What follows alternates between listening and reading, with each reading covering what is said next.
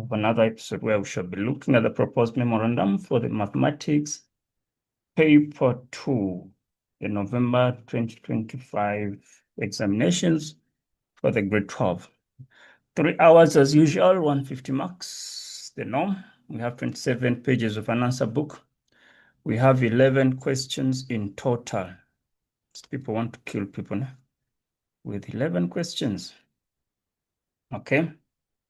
There's a special answer book. You may use a calculator. Okay, 2 decimals as always, and then answers only will not guarantee you full marks. So we need to show some workings.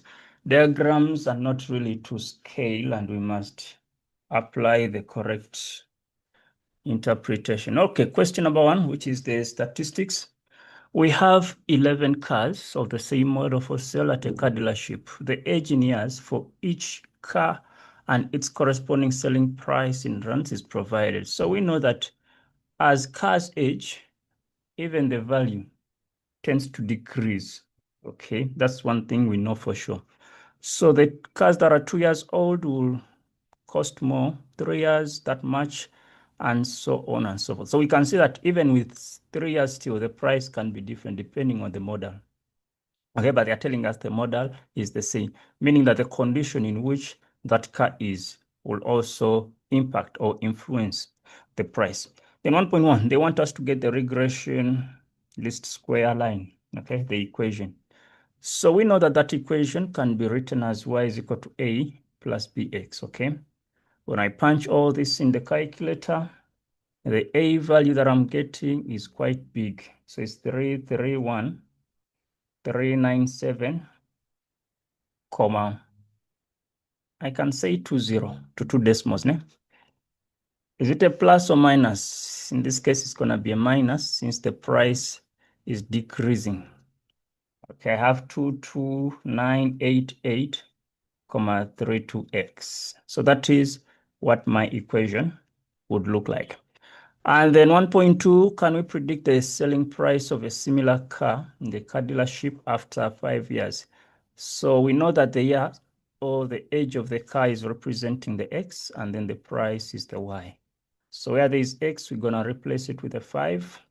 So our is going to be 331,397,20 minus 22988, 32 times 5. Okay, so the substitution, the answer I'm getting is a 216. Okay, 216. This is 455,60. And then 1.3, use the correlation coefficient to show whether the prediction made in 1.2 is valid or not. So we know that the correlation coefficient is a negative 0.95. Okay. But now this correlation coefficient are telling us that it is decreasing. Okay. In other words, it is strong and negative. So as the ages increase, the price must decrease.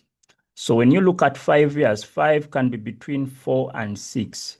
And then we are saying we have a 216,455, which is reasonable. Okay, it's just within the price range, just a small difference of a few rands. Okay, so use the correlation coefficient to show that the prediction made in one is valid. So this one is valid.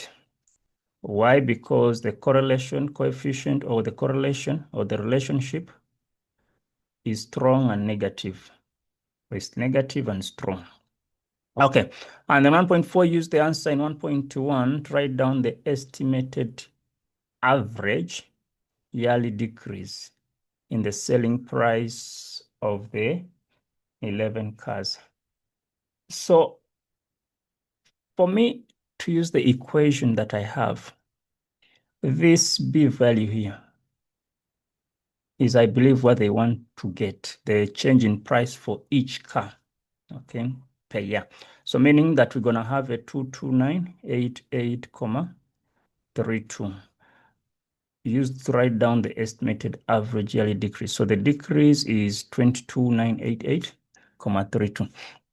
All right, and then question number 2, the cumulative frequency table shows the amount of time that people spent on a particular website on a particular day. Yo.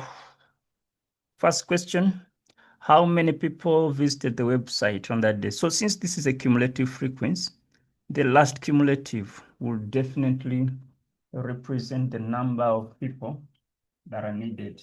So in that case, I would go with a 70 for that. Okay. Now, how many people spent more than 40 up to 80 minutes on the website? So there's something funny about the intervals of time. They're telling us that from 0 to 20, this is the cumulative, meaning that we can have a frequency column just to distinguish that. Okay, so this is going to be a 16, we agree. But then from 0 to 40, meaning that if we had an interval of 20 less t less or equal to 40, the difference between 16 and 40 would give us what would be there, which is basically a 24, okay? Then from 0 to 60, so this would be a 40 less t less or equal to 60. So from 0 up to this interval, the total must be a 59, sorry, 59. But we already have a 40 for the two. Let's subtract 59 and 40. That will give us a 19. And then we do the same thing. This would be a 60 less t less or equal to 80. 67 minus a 59. That is like 8. Okay, 67 minus 59 gives me 8. That's okay. And then from 80 less or equal to t less or equal to 100. So this is a less. Okay, 70 minus that, it just gives me a 3. So this is one thing that I need to identify first, the frequency. Then how many people spent 40 to 80? Okay, so between 40 to 80, it's just these two groups. So it's 19 plus 8, which becomes a 27. Alternatively, you can subtract these two. Okay, and you get your 67. Wait a minute. No, it's not those two. It's for the 40 and the 67, because that's where the 40 starts from. So 67 minus 40 will also give us a 27. And then they want us to draw a histogram for the provided information. So if I look at the answer book, this histogram is talking about the number of people. Okay, it's not talking about the cumulative. And since we got our frequencies as 16, 24, 19, 8, and 3, now you can see that I've even broken them down into intervals. So this first one, 16, could be somewhere there. Remember, histogram, there are no spaces. Okay, and then 24 for the second one, this is 2025, so slightly below there. Okay, we can connect it to that and then drop it down. And then the next one is a 19, just below 20. Okay, something like that. And then the next one is 8, just below 10, somewhere there. And then we have a 3, which can be somewhere here. There's no problem. So that is our histogram. So no spaces between the bars. If you're shading, then do a uniform shading across. Then next, they're telling us to comment on the skewness. So for us to determine the skewness, you need to look at the tallest bar, which is this. And then how many bars are on the left? It's just 1. How many bars are on the right? They're just 3. So meaning that this data is positively skewed. So you can say it's positively skewed, or someone can say it is skewed to the right. All right, then 2.2. We have 11 players, the basketball team. The coach calculated that on average, each player scored 12 points during a game. Okay, so the mean is 12. Then the points scored by the 8 learners out of the 9 is given in the table below. Okay. How many players' point score was outside of one standard deviation of the mean? So meaning that we need to, first of all, determine the missing score for the 9th person. And then from that, we already have our mean. We shall need to look for the standard deviation. Okay, so What I'm going to do, let me use the formula of the mean and say that I'm going to add up everything. So the sum of the 8 boys plus x divided by 10. Is it 9? No, it's 9, not 10. Okay, so divided by 9. This must give me a 12. So when I add up everything, 11, 14, 19, 20, and all of that, I'm getting a 98. Over 9 should give me a 12. So that's 98 plus x. Then cross multiply. So x plus 98 gives me 108. Move this one that side, meaning that x is a 10. So the last score is a 10. Now, after obtaining the last score as a 10, I have to punch this into my calculator and determine the standard deviation. Okay, so with 11, 14, 19, 20, and all of that, my standard deviation is 5,23. 5,23. Then for me to get the interval of one standard deviation, it's going to be mean minus standard deviation, and then mean plus standard deviation. So it's 12 minus 5,23, and then 12 plus 5,23. What does this give me? 6,77. This gives me 17,23. So how many data pieces are outside of this interval? So below 6,77, I have a 2. Okay. And then above the 17 mark, I have 19. And then I have 20, meaning that how many players' points? So 3 players' points are outside. Okay, so that is how the 5 marks would have been claimed. Okay. And then question number 3. The diagram below, P is -1, 8, Q is -4, -6, R is a 12 and a 2. These are vertices of a triangle that is PQR. And then the angle of inclination that we know is a theta. Okay, then 3.1, they want us to get the length of QR. Okay, so for us to get the length of QR, you have to use the distance formula. That's x minus x1 squared, and then y minus y1 squared. We do our substitution there. X, let's take that to be x1. So it's going to be 12 minus minus 4, which is a plus 4 squared. And then this is going to be 2 minus minus, which is going to be a plus 6 squared. So we have a 16 squared plus 8 squared under the square root. Okay, punching that in the calculator, 16 squared plus 8 squared gives me 8 square root of 5. Okay, all of that is 8 square root of 5. Perfect. Then we move on to 3.2. 3.2 is asking us for the gradient of QR. So gradient of QR is basically the change in y over change in x. That's going to be 2 minus minus 6 over 12 minus minus 4. That's going to be 8 over 16. The gradient is a half. Okay, and then 3.3, calculate the size of theta. So we know that m is equivalent to the tan of theta.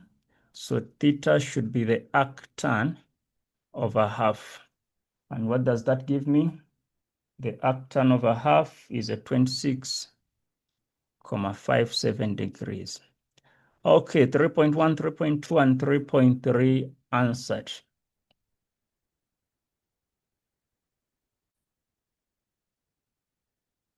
All right, then 3.4, they want the equation of QR again. So we have the gradient, that is fine. Okay, so our gradient is a half, meaning that if I use 12 and 2, I'm going to say y minus y1 is equal to m into x minus x1.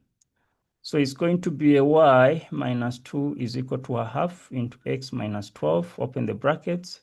That's going to be a half of x. That's going to be -6 plus 2. So it's a half of x minus 4. That is the equation that the question is looking for. And then 3.5, they want us to get the coordinates of S. All right, so that's 3.4 with the equation. And then 3.5, they say they want us to get the coordinates of S. if PQRS is a parallelogram. Now, it's up to you how there are some people that are good at, just getting those points. I don't know how, but they are just talented in getting such points. So if I put the S somewhere there and we connect this and then we connect that, does it really look like a parallelogram? Anyway, they told us that their drawings are not to scale. So why must we stress about ours? Okay, so this is X and Y. So what I did, the long approach, is that for as long as this is a parallelogram, I know that these diagonals are going to meet at the same point, okay? So meaning that the midpoint here is going to be -1 plus 12 is 11 over 2, so 11 over 2.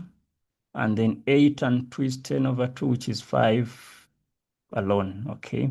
So 11 over 2 and a 5, and then I can get my X and Y. So that's going to be X minus 4 over 2 is 11 over 2. And then the X becomes a 15. And then I do the same with the Y, that Y minus 6 over 2 should give me a 5, and then Y becomes a 16. Okay, meaning that our S is going to be 15 and 16. Like I said, there are people that are good at, getting those points even without the calculations. Okay, so that's how I would have obtained my values. So 15 and 16. Okay, then 3.6. T is a point on QR such that PT is perpendicular to QR. Okay, let's use a different color for this narrative. So if we have a point T here, okay, and they're telling us that this point is making 90 degrees. They want us to get these coordinates. Now, what do we know about perpendicular lines? Number one, those when we multiply the gradients. Okay, so if I get the gradient of PT multiplied by the gradient of QR, which I already know, I must end up with -1. And then 2, I know that the gradient of TR is going to be the same as the gradient of QR because the points are collinear. Then I'm going to use those two equations and solve whatever I need to solve simultaneously. So this is 3.6. Let's try to go there. Okay, so step number 1, we're saying that if we have our point P, which is -1 and 8, and then T is X and Y. Okay, let's get the gradient there and say that, but we say that gradient of PT multiplied by the gradient of QR should give us -1. So why don't we just substitute once? So it's gonna be a half multiplied by, this is gonna be Y minus 8 over X minus minus is a plus. This must give us a -1, okay? You can multiply both sides by the 2 so that you have Y minus 8 is equivalent to -2 into X plus 1. We can make Y the subject so that it is -2x. This is a -2 plus 8, which is a 6. I'll call that equation 1. And then let me use this point T and the point 12 and 2. And then get the gradient and equate it to a half, okay? Then I'll have my Y minus 2 over X minus 12. This should give us 1 over 2. We can still do the cross multiplication, meaning that twice Y minus 4 is equivalent to X minus 12. This is equation 2. Let's substitute 1 into 2. So it's going to be 2 minus 2x plus 6 is equal to X minus 12. That's minus 4x plus 12 is equal to X minus 12. Move this one that side. Okay. Did we do anything wrong? Then why does it feel like there's something we did wrong? Because why am I having 2y and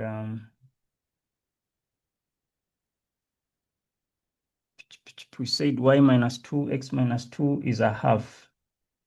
So 2y minus 4 is x minus 12. Okay. Let me just erase this part. Okay, let's leave it at that. Okay, let me try to make y or x the subject, meaning that x is going to be a 2y plus 8. Okay, and then if I try to do the substitution, there's something I did wrong up here. My points is -1 and 8. So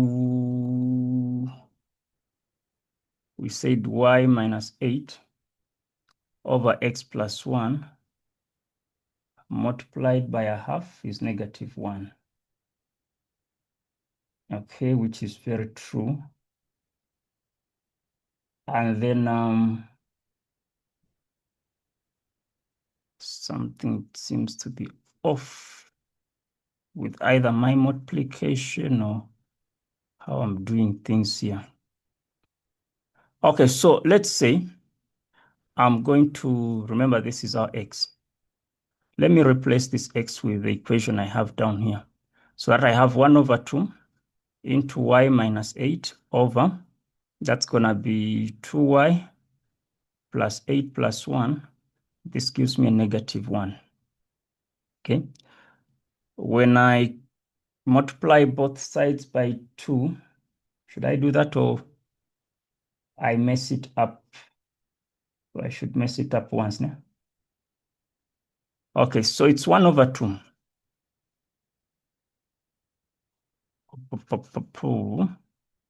Why is this question playing me games? So y over 8 over, we know that 8 plus 1 is a 9.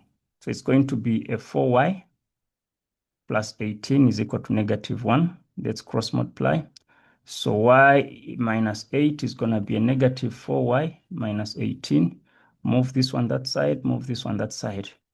So 5y is a -10, meaning that y is a -2. Okay. Then my x, remember the equation that we just found. Okay, x is going to be 2 times -2 plus 8, which is a 4, meaning that the coordinates of t are 4 and -2. Okay, that is what I'm getting. I don't know why I was getting lost with the first approach. Okay, so that is 3.6. And then 3.7, they want us to get the area of the parallelogram for 3 marks. Now, I don't know why they asked this 90, but I believe there's a shortcut to getting this, because if this is our 90, then clearly there's something that the question intended to, because if this is parallel to that, okay, it's not going to make sense. Let me just use the general formula so that I can get the answer, in as much as it might look a bit long. So it's going to be a half multiplied by the diagonal, which is QS, okay, and then multiplied by the other diagonal, which is PR. Okay, so when I use my distance formula, we already know that, we don't know yet, okay, but we can get it. So my QS that I'm getting or that I'm finding is 13√5. And then my PR is technically square root of 205. And then I'll just multiply that. So that is 13√5 multiplied by square root of 205. And this gives me 208.10 units squared. I don't know, but with this 90, we can use it to also get the answer. Please help us in the comment section how you navigated around with this question, but that's what I'm getting. So probably the answer must also be close to something of the sort. Question number 4. In the diagram, M is PQ is the center of the circle that intersects Okay, the x-axis at A and B, C is a point such that the line drawn from M to C is parallel to the y-axis. Okay, the intersect at D, M intersects the circle at this point, tangents from that and that are equal. The distance is Q minus 1. Okay, so 4.1, they want us to get the value of P. So we know that P is the x-intercept, and we're told that E is a -6 and a -1. Isn't that what the question said? Yes. So meaning that P is going to be a -6. And then 4.2, can we show that Q is F4? Okay, so what I did was start by telling us that AM is the same distance as ME because those are radii of the same circle. Okay. But we already know that the distance MD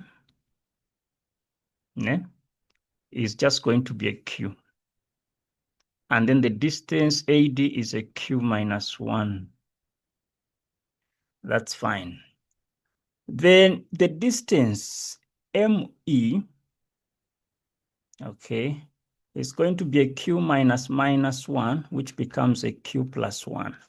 That's one thing that we also need to highlight, that ME is a Q plus 1. So ME is the same as AM. Then let me use my Pythagoras theorem and say that from triangle AMD, we know that AM squared should be the same as AD squared plus MD squared.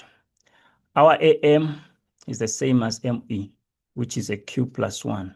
I'll square that. Our AD, they told us that is a Q minus 1 squared. And then the MD, from there up to there, it's a Q, which is squared. Open up that, so Q squared twice Q plus 1. This is going to be a Q squared minus twice Q plus 1, and then plus another Q squared. Okay, then 1Q squared can cancel the other Q squared. Okay, this can move that side, so that 2Q plus 2Q, I'll have a 4Q. But why am I moving it that side? Let me rather swap everything to the other side so that I have my Q squared to be positive. So this one also is going to cancel this one because of their same sign. So it's Q squared minus 4Q is equal to 0. Take out the Q. So we have Q minus 4 is 0. So either Q is a 0 or Q is a 4. Now Q is a 0 is not applicable here. Okay. Our interest is Q to be a 4. So that is how 4.2 is going to be worked out. And then now if we have the coordinates, okay, -6 and a 4. 4.3, they want us to get the equation of the circle in that format. Okay, so what do we know about this circle? We have the center coordinates. The only thing missing is the distance or the radius. But since this is a vertical line that is parallel to the y-axis, let's just subtract 4 minus -1, meaning that the radius is 5. Okay, come down and tell us x plus 6 squared, and then y minus 4 squared, and then 5 squared gives us a 25. So that is how 4.3 was supposed to be worked out. And then 4.4, if the circle is translated 2 units to the left, determine the minimum distance, the smallest distance between the circle and the y-axis. So if I'm to look at this circle, okay, technically the minimum distance must always make 90 degrees, okay, with whatever line of reference, meaning the distance from this point to this point is what we need, okay? So if the radius is 5 units, but this point here is at -6, meaning that our reading here is at a -1, okay? So if that is the reading where the minimum distance is, if we shift the graph 2 units to the left, that side, meaning that this -1 must also move 2 units that side, and it will be 3 units. So that is just 3 units. Okay, and then they want us to get the coordinates of A and B for 4.5. So A and B, we know that those are the x-intercepts, né? Okay, that is 4.5. Okay. So we know that the equation was x plus 6 squared, and then y minus 4 squared equals 25. So for x-intercept, y must be a 0. So I'll say x plus 6 squared plus 0 minus 4 squared, which is a 16, is equal to 25. Move the 16 that side, x plus 6 squared becomes a 9. Then I'll take square roots. So x plus 6 must give me a plus or minus 3. When I move the 6 that side, meaning that my x values should be a plus or minus 3 minus 6, meaning that the first x value should be a -6, or the other x value must be a -9. So if that is the case, -3 and -9, I know that A is the farthest, which is going to be a -9 and 0. And then B will be a -3 and 0. All right. And then we move on to question 4.6, determine the equation of the tangent of BC. Now, what we know about BC is a tangent, yes, but tangent and the radius must be perpendicular. So what I need, this is a -3 and 0, okay?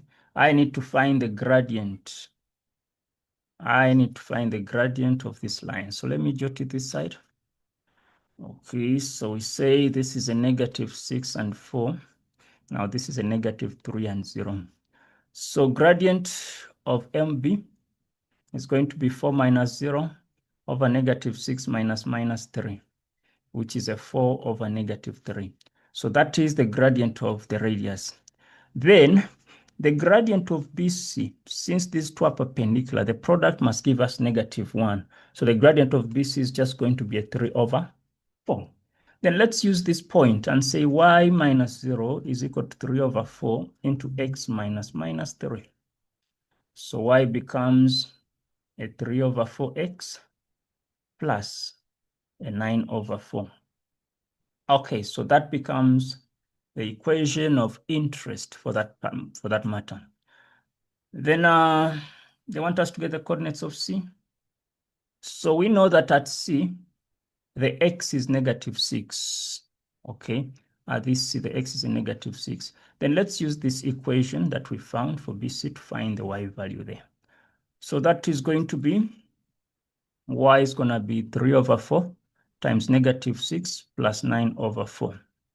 Okay, when I punch this into the calculator, that's -18 over 4, okay, plus 9 over 4, which gives me -9 over 4. Meaning that C is basically -6 and then -9 over 4, or -2,25. Okay, that is done. Then now we move on to the next question. Next question is asking us for the angle of ACB. So ACB, this entire angle. Now, how many marks is this question? Should be 4 marks, no? Now, since I know the gradient of this line to be a 3 over 4, I can technically find the angle of inclination here, which will also be the same as this angle. Then I have the coordinates here. I can find the gradient of AC and also find the angle of inclination, which I'll call beta, and then subtract these two to give me that. All right, so we're saying the gradient of BC is a 3 over 4, so meaning that theta is going to be the shift tan of 3 over 4. Okay, shift tan of 3 over 4, I'm getting a 36,87 degrees. Okay, we remember the coordinates of A were -9 and 0, and then we have -6 and then -9 over 4. So let me get the gradient of AC. I'll say 0 minus 9/4 divided by -9 minus, which will be a +6. So 9/4 over -3. Say that is 2.25 divided by -3, which gives me -3/4. Okay, this was a +3/4. This is a -3/4. Okay, and then the shift tan of the -3/4 gives me the -36.87, but I need to plus the 180 so that I get the positive part. Okay, nope. We are saying plus 180, which becomes a 143.13 degrees. Okay, so beta is 143, then I need to subtract. Okay, so this is ACB. ACB is going to be a 143.13 minus the 36.87. Okay, minus 36.87, which gives me a 106.26 degrees. Okay, guys, this is what I'm ending up with as my final answer for that last question of 4.8. I don't know what answers that you guys got, but it should be around about 100 degrees. Okay. Then question number 5. Okay, it's given that the tan of 50, okay, the tan of 50 is k. Express each of the following just in terms of k. So step number 1, you need to come up with a sketch. Okay, if that is our 90, if this is our 50, automatically that will be a 40. Since it's the tan opposite, which is k over 1, then this will be the square root of 1 plus k squared. So cos of 40, cos is adjacent over hypotenuse. So it's going to be k over square root of 1 plus k squared. Okay. And then 5.1.2, if I look at this, 2 sine 25 cos 25 is the same as sine 2 into 25 divided by, this looks like a double angle something. Let me take out the -2. What am I left with? A +1 minus 2 sine squared of 25. Does that make sense? Yes, it makes sense. So by the top, I'll have the sine of 15. And then -2. I know that 1 minus 2 sine squared is the same as cos of 2 times 25, which is the cos of 50. Okay, so I'll say this is cos of 50. And then we know that sine 50 over cos 50 gives us a tan 50. So it's going to be a -1/2 tan 50. But tan 50 is what? Is a k. So meaning the answer is -1/2 k. That's what I end up with. And then next we have the sine of 10. So how does 10 relate with 50? I think I can use the special angles here. That's what I'm looking at. If I use a special angle, this is 5.1.3. So it's saying sine of 10 is the same as the sine of 60 minus a 50. Okay, at least there is something to do with the 50 there. Okay, k1 square root of 1 plus k squared. Okay, this is a 50, that's a 40. Okay, let's open up this using a compound angle. So it's going to be a sine of 60 cos of 50 minus cos of 60 sine of 50. So we know that the sine of 60, okay, sine of 60 is √3/2. And then the cos of 50 is adjacent over hypotenuse. So it's going to be 1 over 1 plus k squared minus cos of 60 is 1/2.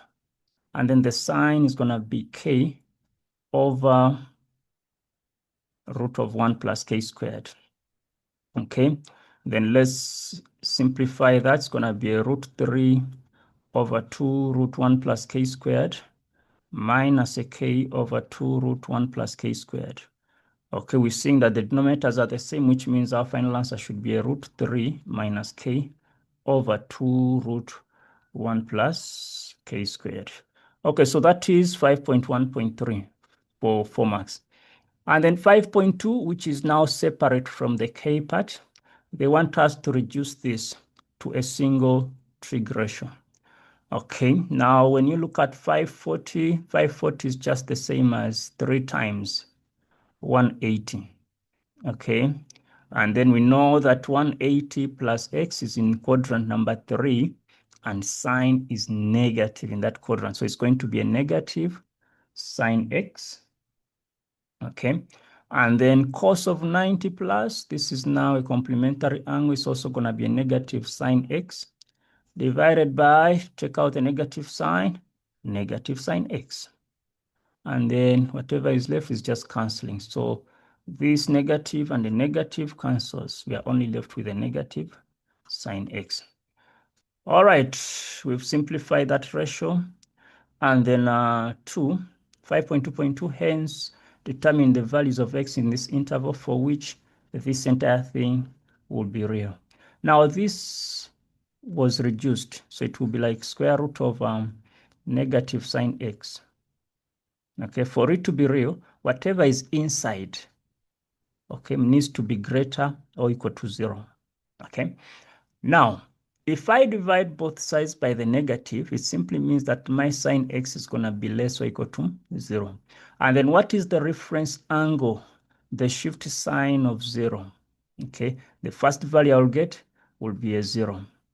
The next value I'll get will be 180, and then the last value I'll get will be a 360. Okay, now if I have 0, 1, 8, and 360, but I don't want to include, because if I say less or equal to 0, the 0 part is already covered. Then how about these ones? They cannot be equivalent to 180, otherwise everything's going to die out. Even the 0 part, I don't need to put it in because I know that the sign of 0 is going to be 0, which will make this entire thing undefined, okay, if I'm looking at the entire fraction before the simplification. So my values for this case will be 180 is less x is less 360. So that is how I would have worked out that 5.2.2. And then 6.1, they want us to prove that the left-hand side is indeed equal to the right-hand side. Okay, so what do we do? What do we do in this case? So number one, we can start from the left-hand side, okay?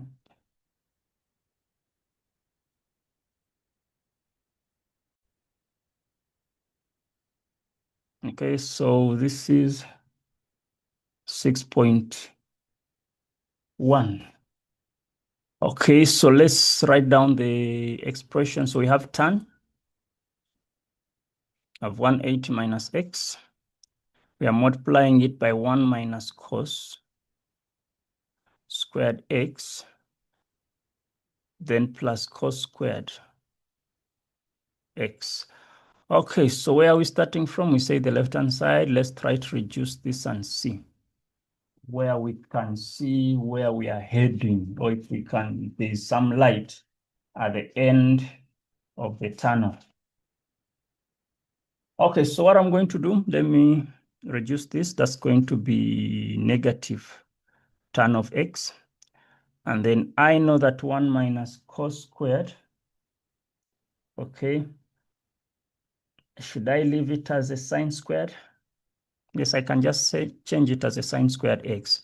And then I'm adding the cos squared of x. Then let me change this into sine over cos. So negative sine x over cos x multiplied by sine squared x plus we have a cos squared x. When I look at my right-hand side, it doesn't seem to be promising, but let's see. I'll say negative sine x multiplied by sine squared x plus I have a cos x multiplied by cos squared x. What do I do here? Do I need to change? I think I have to do that. Okay, meaning that I'm going to, but why did I change this part? Because now that's what is causing me troubles. Okay, over the course of x. Why did I change it? Because now I'm going to be moving in circles. Okay, so no, I'll not erase. I'll just rewrite it because it's going to look otherwise. So if I rewrite it and say negative sine x into 1 minus cos squared x plus this is cos x into 1 minus sine squared x. If I open this up, I have a negative sine x plus this is sine x cos squared x. This is a cos x. Then this is a minus. It's going to be sine squared x cos x. Okay. Are we able to do any bit of grouping since we have 4 terms? Okay, let me combine this and this. Then I'll combine this and that. So I'll say cos of x minus sine of x plus sine x cos squared x minus sine squared x cos x. Okay, on my right-hand side, we have sine minus cos.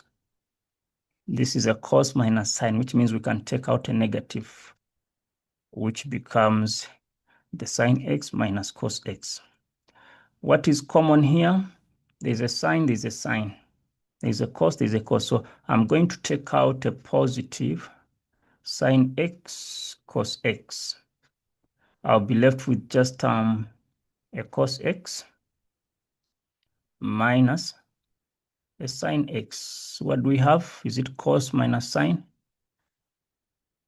Oops, it's sine minus cos here. This is cos minus sine.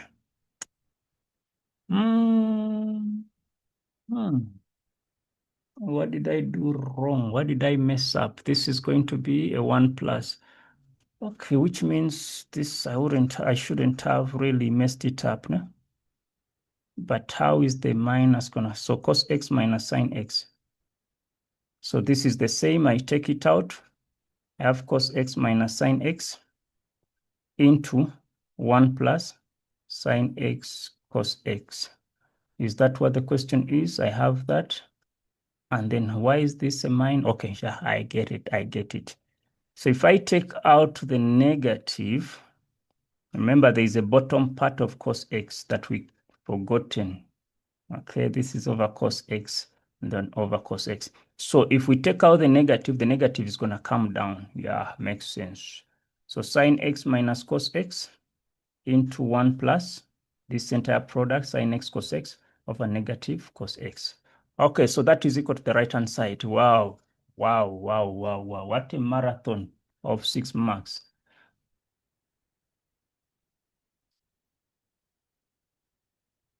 (6.2). Okay. It is given that sine squared of x, cos squared of x, and then a half sine 2x are the first 3 terms of an arithmetic.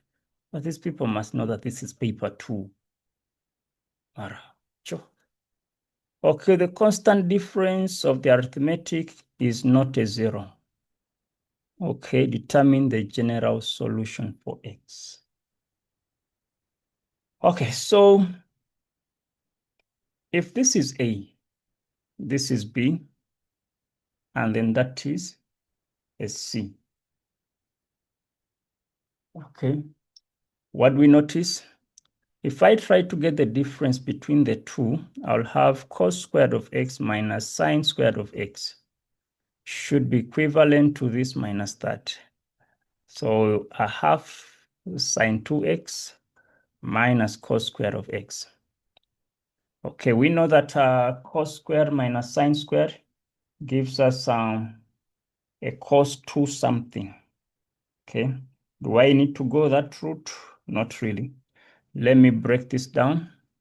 So it's a cos squared x minus sine squared x is equivalent to 2 sine x cos x. The 2 will cancel with a half.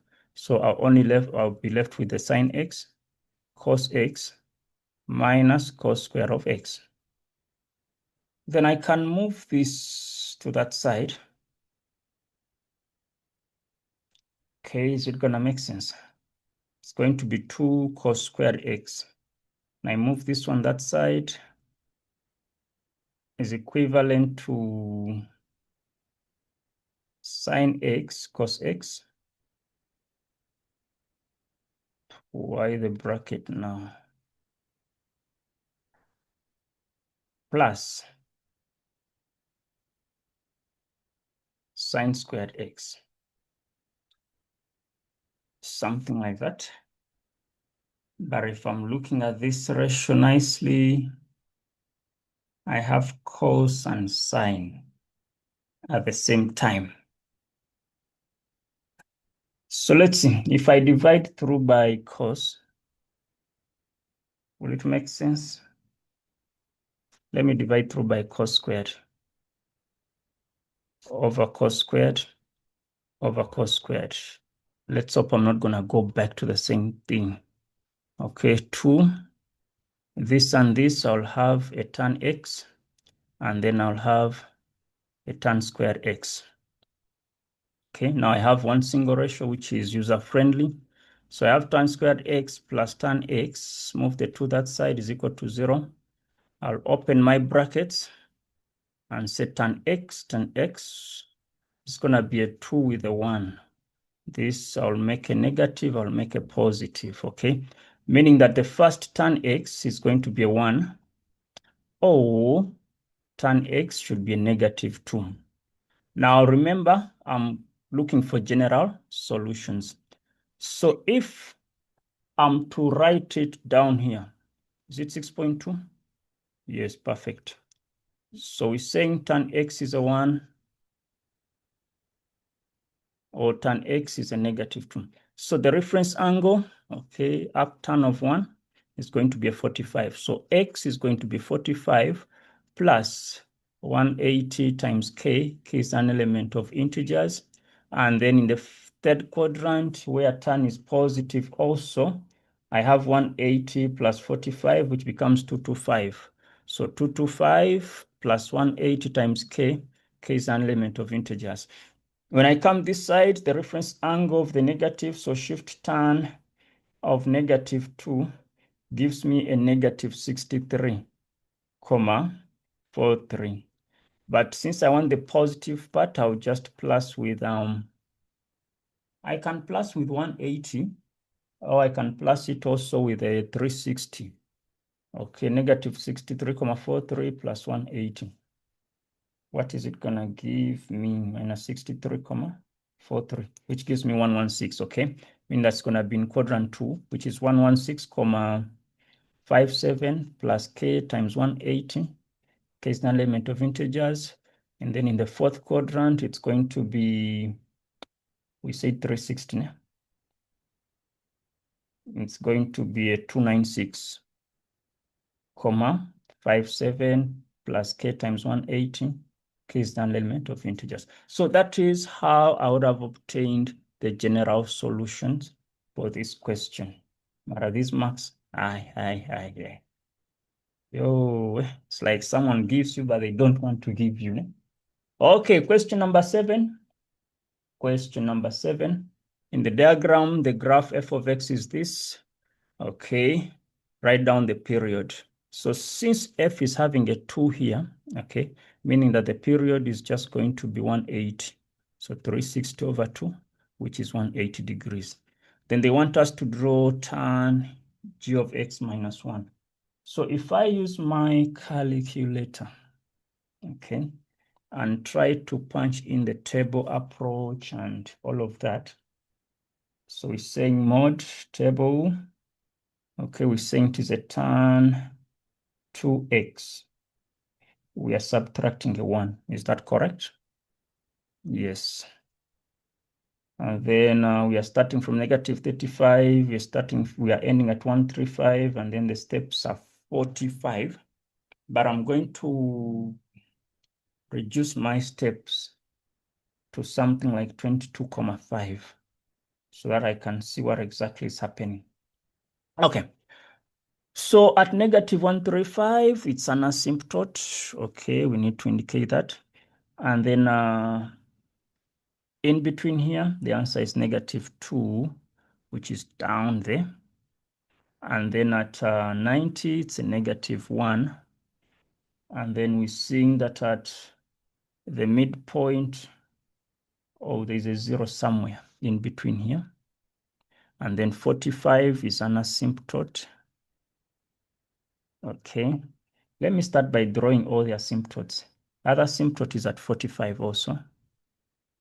And then the last asymptote is at 135. Okay, so between negative 45, what do I have? I have a negative 2 at this point. And then at 0 is a negative 1. And then I'll have my 0 there. And then after 45, which is negative 2 again, I'll have a 0. And then I'll have that. All right, then I'll just connect this. And then my graph should just tend toward the asymptotes. The graph must tend towards the asymptote. Okay, so that is how our turn graph is going to look like. Okay, so that is for 3 marks. Okay, 7.3. This graph F is translated 45 units to the left to form H. Determine the equation of H in the simplest form. So F is what we're looking at. So if F is cos 2x, where there is x, that's where we're going to move. So it's a cos 2 into x. This is minus 45 because we are moving it to, they say to the left, which means we have to plus. We must plus. Okay, opening up that, we're going to have a cos of 2x plus 90, which is the same as cos of 90 plus 2x. Okay, cos of 90 plus 2x gives us a negative sine x, but this is going to be 2x. So the simplified version of it is a negative sine 2x. And then they want us to write down the range. So regardless of what is happening, it's like it's just being flipped around this graph. Yeah? And the negative sine x, since the highest and lowest is going to still be the same, we're going to say negative 1 less y. Now there has to be an equal sign since it's the range. Okay, and then 7.5, determine the values of x for which this and that will be greater or equal to 0, between 0 and 135. So we know that 1 minus tan x is the same as negative into the tan 2x minus 1, and then the graph of cos 2x, okay? So if this graph is being flipped around, it simply means that our direction is just going to be somewhere here. Okay, same story. It's going to be moving in this sort of direction, in that sort of direction. Now the question is, we need both to be positive, but our points of interest are between 0 and 135. So from this point here. So where do we find both graphs to be above, and where do we find both graphs to be below? So for the above, okay, I'm seeing that this one doesn't make sense. This point is useless. And then at this point, it's also useless. So let me just focus on the below part. So this graph is going to be below at this point here, while this one is also below. And then up until 135. So this point, what is 45 plus 22,5? That is 67. So this half of whatever, this half, which is a 67,5, meaning that between 67 and 135. So I'll come down and say that is 67,5 is less x is, yeah, it's not an asymptote. Okay, and then it's going to be less 135. Okay, so that is, oh, wait a minute. If I look at the original, meaning that it's a 2x minus 1, and then a cos of 2x being less or equal to 0. Okay, that is also possible, that if I look at the red graph, okay, my point is the red graph, and then this other one, where do I find a negative value? So one is above, and then one is below. So you can see that between 0 up to this point. Yeah, that makes sense, because we have 0 less or equal to x less or equal to 22.5. Then where do I find one below and the other is above? So from this point here, which is the 67.5 and then the 135. So I would say 67.5 is less or equal to x, but less than 135. So those are the restrictions that I would go for finally. Okay, question number 8. They're telling us that as a part of the school project, learners are required to design a portable design for a puppet show as shown in the diagram below. The design must fulfill the following. The horizontal is 104, that angle is 52.6, the rectangular block is all of that, and then the ratio is that much. Okay, so what do they want us to do? Can we prove that AB is 18? So if I call this my length, no, that's a lie. If I call this my height and this is my length, okay, they are telling us that if we get the height over the length, 1/2, something like that. So the length is twice of the height. Né? But we know that the area is going to be the length times the height, which is 648. Where there is L, let's replace it with a 2h. So it's going to be 2h squared is 648. H squared becomes a 324, and then square root of 324 gives us the 18. Okay, then calculate the length of AC. So if this is 18, then this is a 36. They want us to get the length of AC. Now we know that if this is rectangular, then this is a hypotenuse. Okay, let's use the theorem of Pythagoras, meaning that our AC is going to be the square root of 18 squared plus a 36 squared. Okay, so let's go to the normal mode. Square root of 18 squared plus 36 squared gives me 18 root 5. Okay, so that is 18 square root of 5 units. Okay, then they want us to get the length of KC. So from here up to here, for how many marks? 2 marks. Then what are we going to use? Can we use the sine rule? Because we know that this is a 36. Yeah, I think. So 36 over the sine of 52.6 is equivalent to KC over the sine of 104. I'm looking at the triangle KBC. Okay, then do your cross multiplication. So KC becomes 36 sine 104 over sine of 52.6. Okay, so punching that, I have 36 sine 104, said 104. We are dividing it by the sine of 52.6, which becomes a 43.97. That's what I'm getting. And the next, if AB is the same as BK, AB and BK, so if that is 18, even this one is 18. They want us to get the size of KAC, this angle here. So the only thing that is shorting, we have these two sides. We can find this side so that we use the cosine rule. But for us to get this AK, we can use the theorem of Pythagoras and say that AK is going to be the square root of 18 squared plus 18 squared. Okay, that is 2 square root of 18. Okay, Then if I'm looking for the cos of A, this is going to be my K, this is going to be my C, and then this is my A.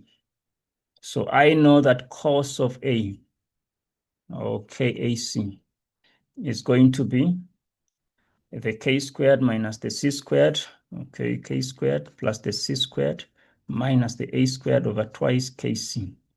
Doing the substitution, so KAC is going to be the arc cos. Let me do the substitution. So my K was 18 root 5 squared. Okay. Plus, this is 2 root 18 squared. It's 18 root 2 squared. Oh Lord, so which means this is wrong, because it is 18 squared plus 18 squared, which is 18 root 2. Sorry about that. Okay, 18 root 2, this is squared, minus the A, which is a 40, we got it as a 43,97 squared. And then we are dividing this by the 2 times the 18 root 5 multiplied by the 18 square root of 2. Okay, when I punch this into my calculator, I'm getting a funny angle, which is 80,60. Okay, so you can verify with me, but that's what I'm getting. So we said 18 root of 5. We square that plus the 18 square root of 2. And then we square that minus 43,97 squared over 2 times 18 square root of 5 times 18 square root of 2. Yeah, 80,60. All right, question number 9. Okay, in the diagram below is the center. KTP lies on the circle and blah, blah, blah, blah. Can we prove the angle at the center? Step number 1, you need to construct the line KO. Okay, and then label this one, label that 2. Now, what we're seeing is that this is a radius, this is a radius, that's also a radius. What does that mean? If I break down this to be a 1, this to be a 2, so let K be divided into a K1 and K2. We said construct the line KO. Okay, then let me get O1. We know that O1 is an exterior angle of this small triangle. Okay, but before I even go to the O1, I know that K1 is going to be the same as T. Angles that are opposite equal sides, okay? Meaning that O1 is going to be twice K1. And then I'll do the same and say that K2 is the same as P. Angles that are opposite equal sides, meaning that our O2, this one, is going to be twice K2 because of the exterior angle of a triangle. Then come down and say O1 plus O2 should be the same as twice K1 plus twice K2. But O1 and O2 is the same as TOP. Is 2, let's take out the 2, is K1 plus K2, which we said it's a K, which is twice TKP. Okay, so that is how we prove that for the 5 marks. And then 9.2, in the diagram below, O is the center of the circle, POF is a diameter, and then MF is a tangent, and then this angle is a 32. What's the size of O2? So this is creating the angle, but this is also creating the 32. So this must be a 64. So angle at the center is twice angle at the circumference. Okay, I think that is how I would have gone about with that. And then they want us to get M. Before we get M, tell us that OFM is a 90 reason, turn perpendicular to the radius or turn perpendicular to the diameter. And then if that's a 90, mean that M is going to be a 90 minus 64, which becomes a 26. Okay, so that's how I would have approached question 9 fast. Question number 10. In the diagram, PQRS is a cyclic quad. T, okay, is a point on a circle such that QT is perpendicular to SR, perfect. And then PTST are drawn, Q2 is a 35, beautiful. Then R is the same as S1. This angle here is the same as this angle here. Okay, then 10.1, calculate with reasons QTS. QTS, this entire angle is what they need. Does that make sense? It has to. Doesn't have a choice. Okay, so one thing I know is that my QTS is gonna be the same as this angle here, R, because of angles in the same what? Segment. So if I can find R, then I'm good to go. So I know that R plus the 35 should give us the 90. This and this should be equivalent to this 90. Why? The exterior angle of the triangle QVR. And then what is 90 minus a 35? It becomes a 55. So if that is 55, they're telling us that this is also a 55, and the question told us that that was a 55. Okay, so that is how we would have obtained that. Then 2. Oh, somebody can start by working this out, and then you tell us angles in the same what? Angles in the same segment. So therefore, QTS is a 55, angles the same segment. So angles subtended by the same arc. All right, then prove that PQ is parallel. Now, whenever we are proving parallel lines, look for the cointerior, alternate, and corresponding. So if this PQ is parallel to SR, if we have a 90, then we just need to prove that this angle here is also, can that be a 90? Yes, we need to prove that it's a 90. If we can do that, then we use the cointerior approach. Okay, that's just a hints up or heads up. So step number 1, I'm going to say that my S2 is a 35 because angles in the same segment. Okay, meaning that PST is going to be a 35 and that which is a 90.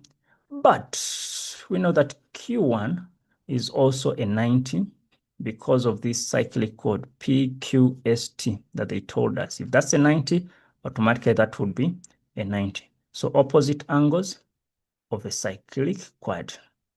Okay, now since this is a 90 and then that is also a 90, just the Q1, therefore PQ must be parallel to SR because of the converse of the co-interior angles, converse of the co-interior angles. So we know that this and that must give us the 180. All right, then 10.3, can we prove that PT is a diameter for 2 marks? Now we've just proved that this is a 90.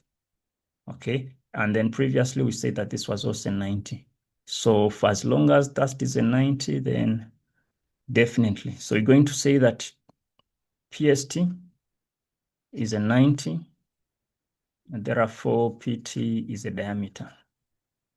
A reason, the converse of angle in a semicircle. Okay, so you can do with PST or we can do with even the Q1. That's enough.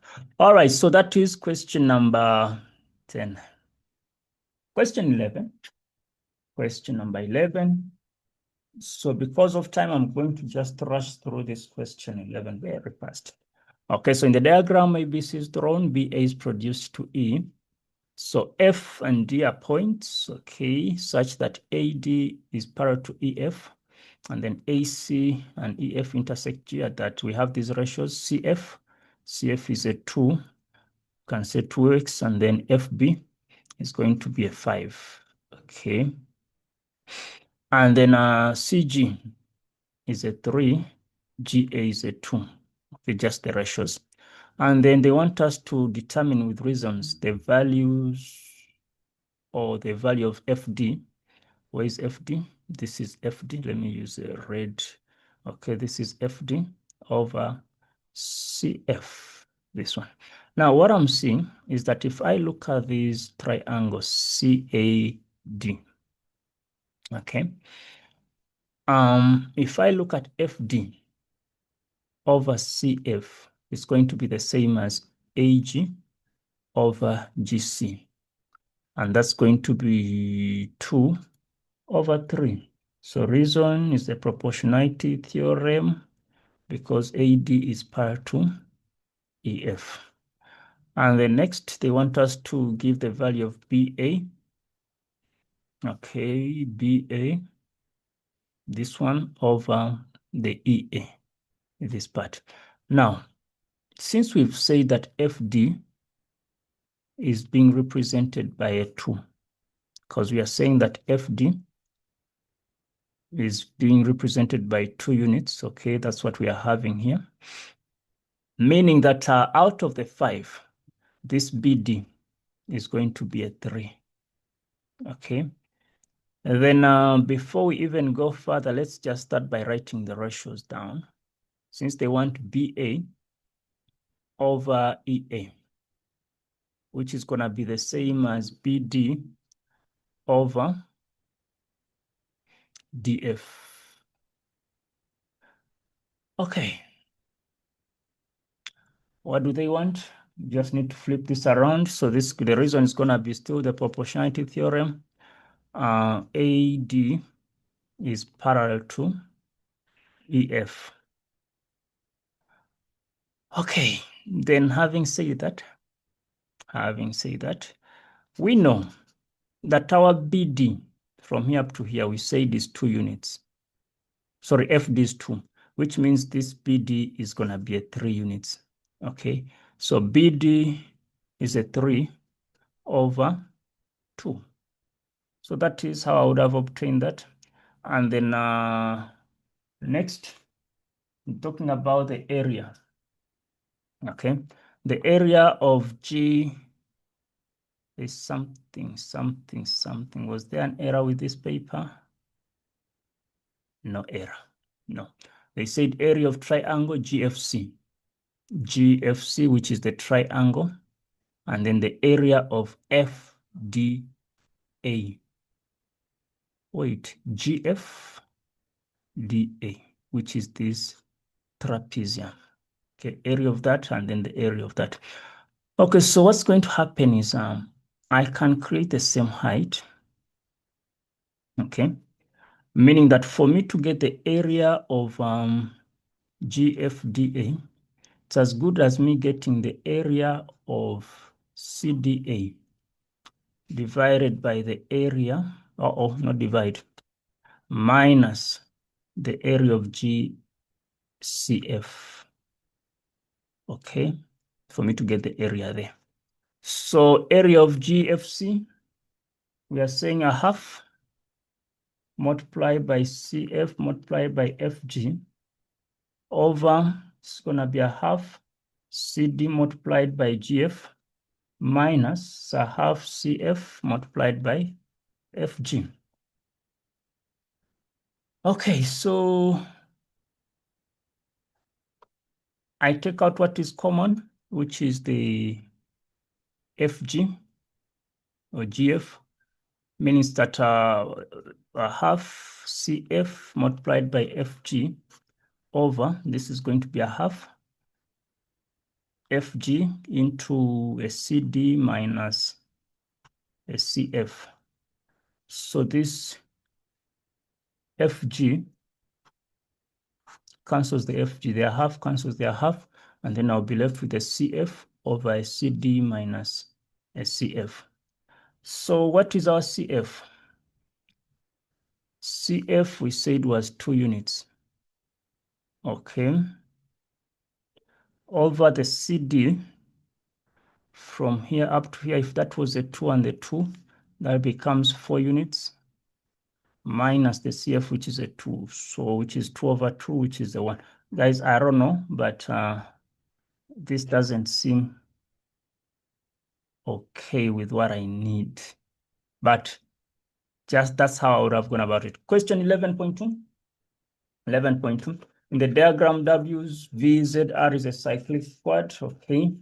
And then there's a tangent that is produced to touch the circle at S, VW produced to E, point to QZ, and all of that. We have parallel lines and stuff. Then can we prove that PR is the same as that? So what we need to look at is basically the triangles that are similar. So we know that this triangle, okay, triangle WRE is similar to PRQ. So what are we going to do? 11.2.1, I'll say that if I have my PR, okay, divided by my PW should be the same as someone that gets the QR divided by the QE. Reason, we're saying similar triangles. And then we want PR, which is going to be PW multiplied by QR over QE. And then prove with reasons. Okay, they're telling us if PQZ, okay, is similar to RQZ, can we prove that this is that? So 11.2.2. So meaning that if the two triangles are similar, we shall have PQ over RQ is the same as QZ over PQ. So this becomes, when you do your cross multiplication, PQ squared is equal to RQ multiplied by QZ. Why am I having QQ? We said QZ. Okay. Then 11.2.3, they want us to prove that those triangles are similar. So 11.2.3, what do we notice? QSZ being the same as, or being similar to that. So we know that S1 is going to be the same as R2. That is a turn code. We know that Q2 is the same as Q2, which is common. And then Z1 must be the same as QSR, the remaining angle of a triangle. So therefore, the triangles are similar because of the angles. And then 11.2.4, can we prove that PQ is the same as QS? Now, if we look at the triangles that we've just proved similarity, okay, we can say that if we get the QS, okay, QS, we are dividing it by the QR, should give us the same value as someone that uses the QZ over the QS. Since we are looking for QS, QS squared is the same as QR multiplied by QZ. But remember, in the previous question, we say that PQ squared is the same as RQ and QZ. RQ and QZ. So meaning that P squared or PQ squared is equal to QS squared. Okay, and then we have our PQ being equal to QS, just as the question wanted it. All right, guys, so that brings us to the end of the paper. And I would say the paper was just average, okay? Because there's a whole lot of technical aspects, but yeah, I wish you guys all the best. Let's keep our fingers crossed, okay? Bye-bye for now.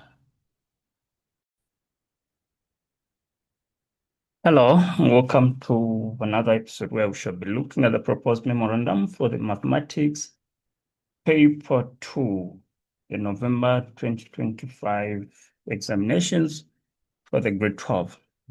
3 hours as usual, 150 marks, the norm. We have 27 pages of an answer book. We have 11 questions in total. People want to kill people with 11 questions. Okay. There's a special answer book. You may use a calculator. Okay, 2 decimals as always, and then answers only will not guarantee you full marks, so we need to show some workings. Diagrams are not really to scale, and we must apply the correct interpretation. Okay, question number 1, which is the statistics. We have 11 cars of the same model for sale at a car dealership. The age in years for each car and its corresponding selling price in rands is provided. So we know that as cars age, even the value tends to decrease. Okay, that's one thing we know for sure. So the cars that are 2 years old will cost more, 3 years that much, and so on and so forth. So we can see that even with 3 years still, the price can be different depending on the model. Okay, but they're telling us the model is the same, meaning that the condition in which that car is will also impact or influence the price. Then 1.1, they want us to get the regression least square line, okay, the equation. So we know that that equation can be written as y is equal to a plus bx, okay? When I punch all this in the calculator, the a value that I'm getting is quite big. So it's 397, comma, I can say 20 to 2 decimals. Ne? Is it a plus or minus? In this case, it's going to be a minus since the price is decreasing. Okay, I have 22988, 32x. So that is what my equation would look like. And then 1.2, can we predict the selling price of a similar car in the car dealership after 5 years? So we know that the year or the age of the car is representing the x, and then the price is the y. So where there is x, we're going to replace it with a 5. So our is going to be 331,397,20 minus 22988, 32 times 5. Okay, so the substitution, the answer I'm getting is a 216. Okay, 216. This is 455,60. And then 1.3, use the correlation coefficient to show whether the prediction made in 1.2 is valid or not. So we know that the correlation coefficient is a negative 0.95. Okay. But now this correlation coefficient are telling us that it is decreasing. Okay, in other words, it is strong and negative. So as the ages increase, the price must decrease. So when you look at 5 years, 5 can be between 4 and 6. And then we are saying we have a 216,455, which is reasonable. Okay, it's just within the price range, just a small nyana difference of a few rands. Okay, so use the correlation coefficient to show that the prediction made in one is valid. So this one is valid. Why? Because the correlation coefficient or the correlation or the relationship is strong and negative. It's negative and strong. Okay, and then 1.4, use the answer in 1.1 to write down the estimated average yearly decrease in the selling price of the 11 cars. So for me to use the equation that I have, this B value here is, I believe, what they want to get, the change in price for each car, okay, per year. So meaning that we're going to have a 22988,32 used to write down the estimated average yearly decrease. So the decrease is 22988,32. All right, and then question number 2, the cumulative frequency table shows the amount of time that people spent on a particular website on a particular day. Yo. First question, how many people visited the website on that day? So since this is a cumulative frequency, the last cumulative will definitely represent the number of people that are needed. So in that